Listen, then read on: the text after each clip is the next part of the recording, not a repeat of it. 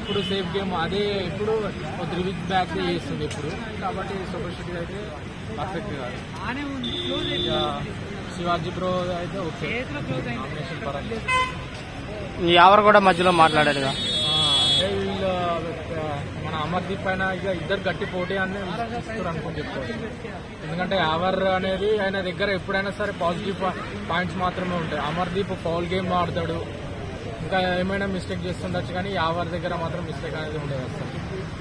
ఏ point చేసినా సరే సరే పర్ఫెక్ట్ అనేది ఉంటుంది. ఓకే, ఫైనల్ గా నైట్ జరిగిన నామినేషన్స్ లో కరెక్ట్ నామినేషన్ ఎవరు చేశారు, వేస్ట్ నామినేషన్ ఎవరు చేశారు? శివాజీ బ్రో అది మన సూపర్ శెట్టి వీక్ అని నాకు అనిపిస్తుంది. తర్వాత ప్రియాంకది కూడా నాకు అంత పర్ఫెక్ట్ అనిపిస్తుంది. ఇక పల్లవి ప్రశాంత్ అయితే పర్ఫెక్ట్ అనిపిస్తుంది నాకు. తర్వాత ఇక శివాజీ కూడా కరెక్ట్ చేస్తుంది పైన.